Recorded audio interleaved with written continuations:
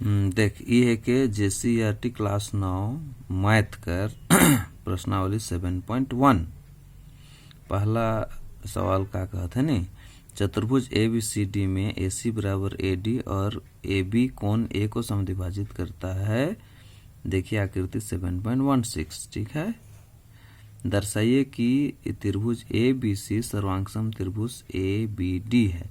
BC और BD के बारे में आप क्या कह सकते हैं?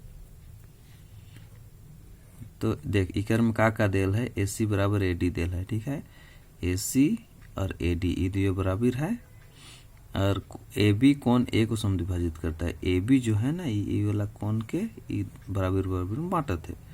तो सिद्ध करना है त्रिभुज ABC सर्वांगसम त्रिभुज ABD माने ABC और ABD दोनों सर्वांगसम त्रिभुज होगा।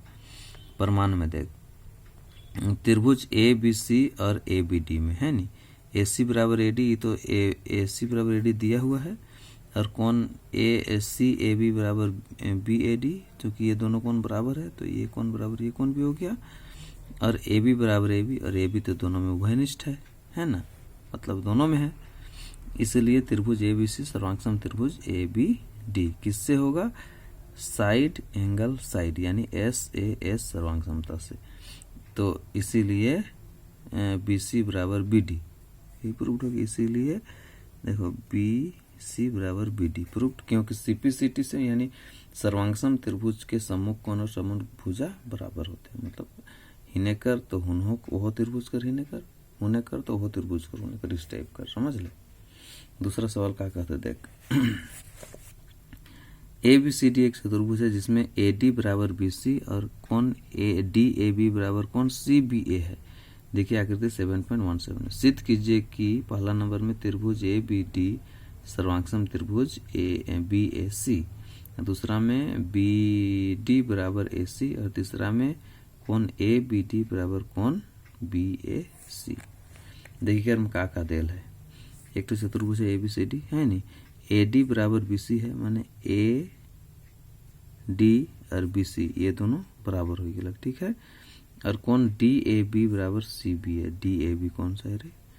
DAB और CBA माने ये कोण बराबर ये कोण दिया हुआ है। तो हम लोग को सिद्ध करना है पहला में त्रिभुज ABD सर्वांगसम त्रिभुज BAC, दूसरा में BD बराबर AC और कोण ABD बराबर कोण BAC। देखो पहला देखो त्रिभुज ABD तथा त्रिभुज BAC में AD बराबर BC तो दिया हुआ है, AB बराबर AB ये उभयनिष्ठ है और कोण DAB बराबर कोण CBA ये भी दिया हुआ है। ठीक है, तो दोनों त्रिभुज सर्वांगसम हो गया किससे? साइड एंगल साइड यानी SAS सर्वांगसमता से। ठीक है, यानी कोण भुजा कोण नहीं भुजा कोण भुजा से।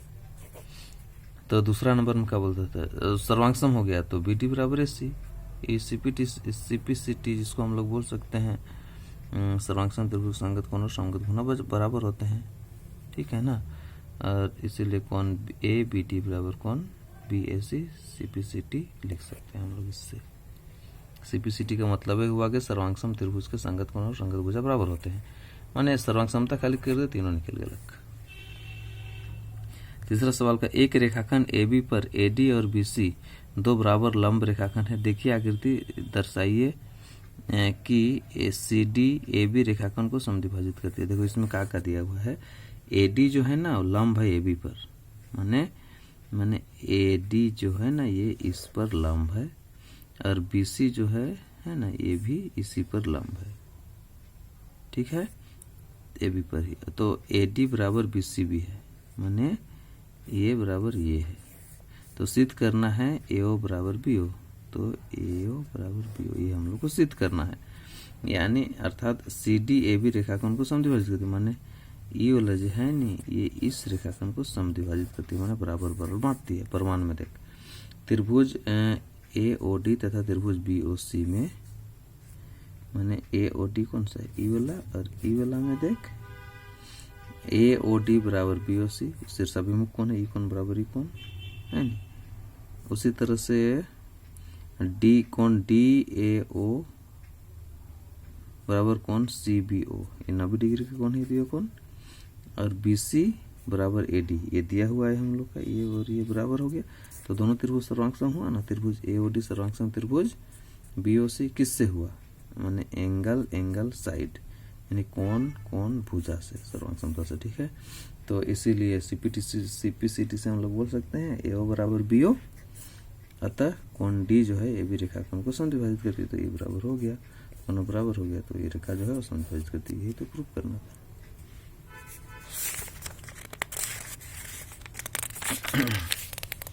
देख चौथा सवाल क्या कहते हैं, L और M दो समांतर रेखाएं हैं जिन्हें समांतर रेखाओं P और Q का एक अन्य युग्म प्रतिच्छेद करती है, दर्शाई कि त्रिभुज ABC सर्वांगसम त्रिभुज CDA है। तो एक इसमें क्या दिया हुआ है, L जो है समांतर है M का, माने L और M दोनों समांतर है, और P समांतर Q है, और ये समांतर है इसका, जो एक दूसरे को ABC तो D पर प्रतिच्छेद करती है, माने एगो ABC और D पर एक दूसरे को काटती है, ठीक है। सिद्ध करना है त्रिभुज ABC सर्वांगसम CDA, माने ABC और CD, ई वाला त्रिभुज और ई वाला त्रिभुज सर्वांगसम होगा। प्रमाण में देख L समांतर M दिया है, इसको इक्वेशन 1 मानते हैं, P समांतर Q दिया हुआ है, इसको इक्वेशन 2 मानते हैं, समीकरण 1 समीकरण 2।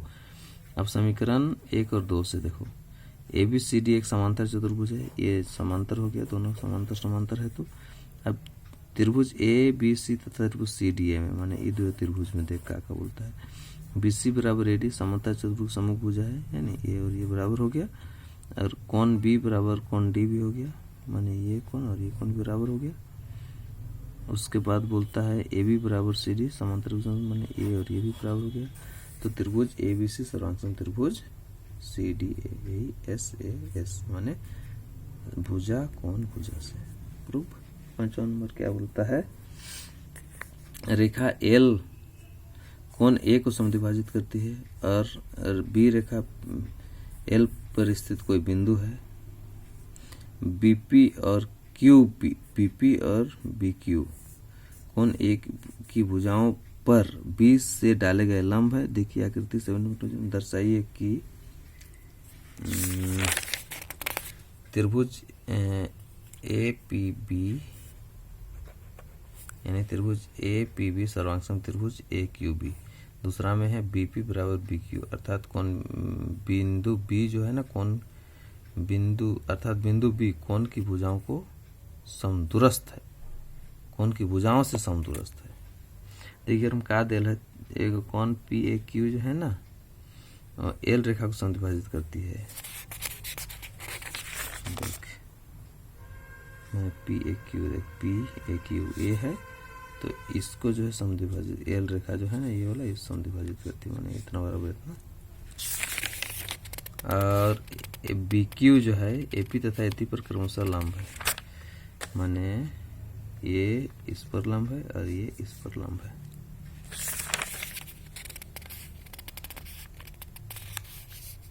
और सिद्ध करना है त्रिभुज APB सर्वांगसम त्रिभुज AQB और BQ बराबर BQ, माने इतना बराबर इतना सिद्ध करना है और ये त्रिभुज को सर्वांगसम सिद्ध करना है, ठीक है।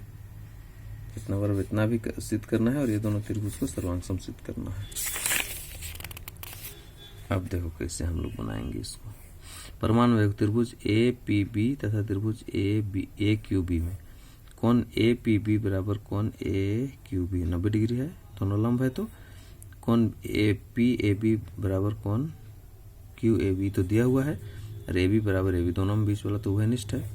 तो इसीलिए त्रिभुज APB सर्वांगसम त्रिभुज AQB किससे, कोण भुजा, एंगल साइड सर्वांगसमता से।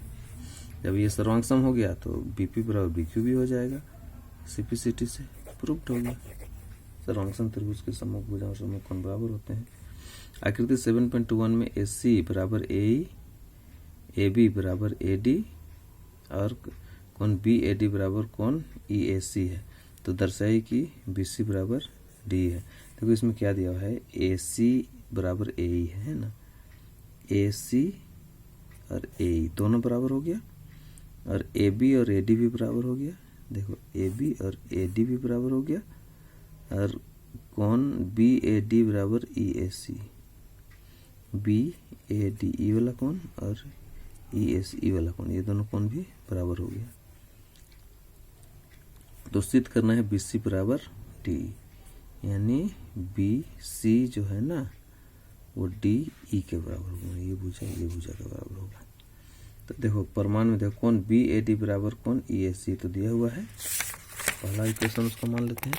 तो समीकरण 1 के दोनों पक्ष में सी ए डी जोड़ने पर, दोनों पक्ष में सी ए डी जोड़ दो, तो इधर भी सी ए डी इधर भी सी ए डी जोड़ दिए, तो इधर हो गया देखो बी ए डी और सी ए डी में जो क्या बनता है बी ए डी और सी ए डी, माने ये बड़ा वाला कौन बन जाएगा है ना, मतलब बी ए सी बन जाएगा।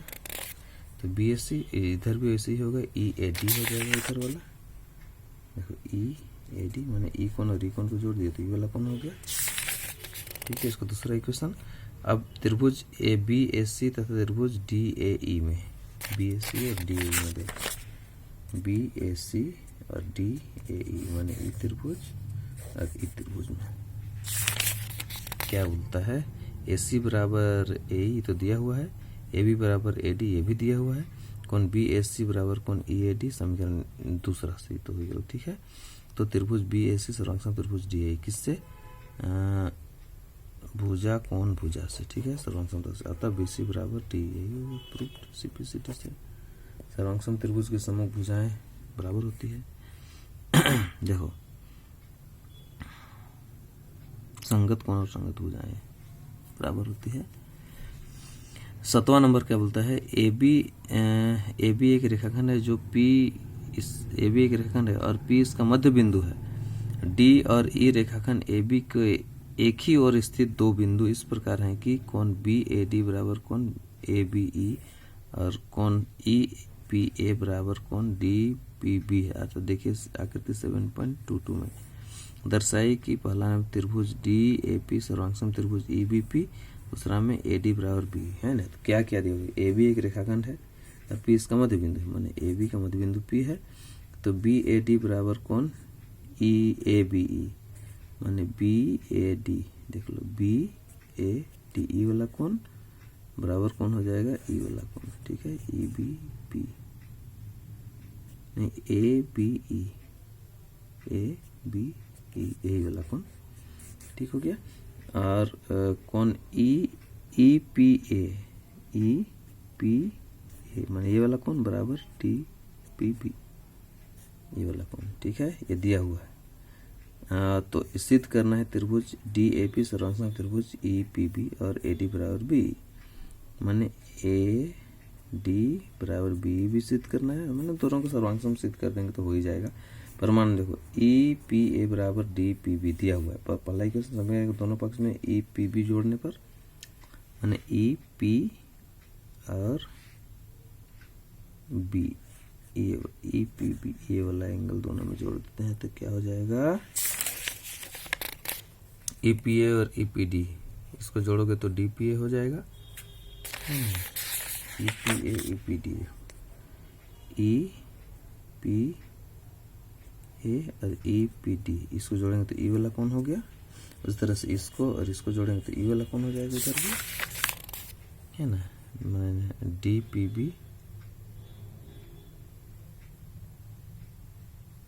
डी पी बी और E P D, D P B D P B और डी पी ई माने ये वाला कौन हो जाएगा, जगह जोड़ होगा।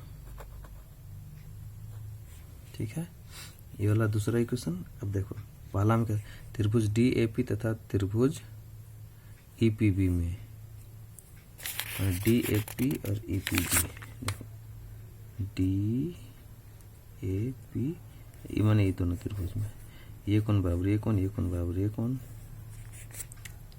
और ये दोनों तो बराबर है, ये मध्य बिंदु है, माने ए पी बराबर पी पी दिया हुआ है, कौन D A P E P B ये भी समीकरण 2 से, और कौन बी ए डी बराबर कौन ए बी दिया हुआ है। तो इसीलिए त्रिभुज डी ए पी सर्वांग त्रिभुज ई पी बी किससे, एंगल कौन एंगल साइड भुजा, एंगल साइड एंगल माने भुजा माने कौन भुजा कौन से सर्वांग समता से, इसीलिए दूसरा भी AD बराबर BAC PCD से है। ठीक है, सर्वांग सम त्रिभुज की संगत कौन संगत भुजाएं प्राप्त होती है। 8वां सवाल क्या बोलता है, एक समकोण त्रिभुज ABC में जिसमें कौन सी समकोण है, M कर्ण AB का मध्य बिंदु है, C को M से मिलाकर D तक इस प्रकार बढ़ाया गया है कि DM बराबर CM है। बिंदु D को बिंदु B से मिला दिया जाता है। देखिए आकृति 7.2 दर्शाया कि त्रिभुज AMC सर्वांगसम त्रिभुज BMD, दूसरा में कोण DBC एक समकोण है, तीसरा कोण DBC सर्वांगसम त्रिभुज कोण त्रिभुज DBC सर्वांगसम त्रिभुज ACB और CM बराबर हो जाएगा हाफ AB। बाप रे बाप, इसमें क्या दिया है, ABC एक समकोण त्रिभुज है, माने ABC समकोण त्रिभुज है 90 डिग्री का, कोण C वाला 90 डिग्री है, तथा कर्ण AB का मध्य बिंदु M है, माने इसका मध्य बिंदु M है। रेखाखंड CM खींचकर 20 बिंदु इसे D तक बढ़ाया गया, माने CM खींच लो और इसको D तक बढ़ा दो और CM बराबर DM हो जाएगा, CM बराबर DM दोनों बराबर हो जाएगा। यानी D यानी बिंदु D को बिंदु B से मिलाकर रेखा BD खींची गई है, BD खींची गई है। ठीक है, तो हम लोग को सिद्ध करना है। पहला में है AMC सर्वांगसम त्रिभुज BMD, दूसरा में है त्रिभुज कोण DBC एक समकोण है और त्रिभुज DBC सर्वांगसम त्रिभुज ACB और CM बराबर हाफ AB है। ठीक है, प्रमाण में देखो, त्रिभुज AMC और BMD में AM बराबर BM यानी M जो है AB का मध्य बिंदु है, CM बराबर DM ये भी दिया हुआ है, और कोण AMC बराबर कोण BMD से सभी मुख कोण है, माने दूसरे के बराबर सभी मुख कोण है, माने इसमें क्रॉस हो गया तो एक कोण बराबर एक कोण, इसलिए त्रिभुज AMC सर्वांगसम त्रिभुज BMD SAS सर्वांगसमता से, ये पहला हो गया। दूसरा और तीसरा देख, त्रिभुज AMC सर्वांगसम त्रिभुज BMD, ठीक है, माने ये प्रूव हो गया। तो इसी से हम लोग AC बराबर BD, M बराबर DM तथा CM बराबर BD, माने त्रिभुज सर्वांगसम त्रिभुज की संगत भुजाएं बराबर होती है। तो M बराबर DM पहला इक्वेशन, BM बराबर CM दूसरा, दोनों समीकरण को जोड़ दो M और BM, तो CM और DM हो जाएगा इधर, तो M और BM को जोड़ोगे तो AB हो जाएगा, CM DM को जोड़ोगे तो CD हो जाएगा, AM बराबर इतना प्लस इतना, BM CD बराबर इतना प्लस इतना। ठीक है, अब त्रिभुज ABC और ACB में देखो, AC बराबर BD, चूँकि दोनों त्रिभुज सर्वांगसम इसलिए AB बराबर CD ये सिद्ध करना है, और BC बराबर सिद्ध किया है, अभी किया ना, AB बराबर CD और BC बराबर BC उभयनिष्ठ है, तो तीनों SSS से सर्वांगसम होता लगता है, इसलिए त्रिभुज DBC सर्वांगसम त्रिभुज ACB किससे, SSS सर्वांगसमता से। ठीक है, अतः कोण ACB बराबर कोण DBP दोनों सर्वांगसम हो गया, तो ये कोण बराबर BC PCD से, तो ये तो 90 डिग्री है, तो ये वाला भी 90 डिग्री हो गया, ये प्रूफ करना था। दूसरा को दिया है कि M AB का मध्य बिंदु है, तो M बराबर BM तथा M प्लस BM बराबर AB है ना, तो M जोड़ BM बराबर AB, तो M जोड़ M तो दोनों बराबर है, तो 2M बराबर AB। अब AB बराबर CD, ये दोनों सर्वांगसम इसलिए, तो दोनों तो अब देखो AB बराबर CD है ना, तो हाफ AB बराबर हाफ CD हो गया है ना, तो हाफ AB बराबर हाफ CD हो गया, तो हाफ AB, तो देख लो AB को हम लोग 2M होता है ना, तो हाफ को M लिख सकते हैं, M बराबर CM,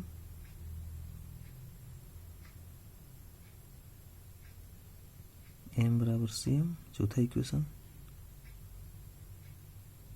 हाफ CD को क्या लिख सकते हैं हम लोग, हाफ CD को CM, CD, हाँ सॉरी CD हाफ को CM लिख सकते हैं, बहुत अच्छा।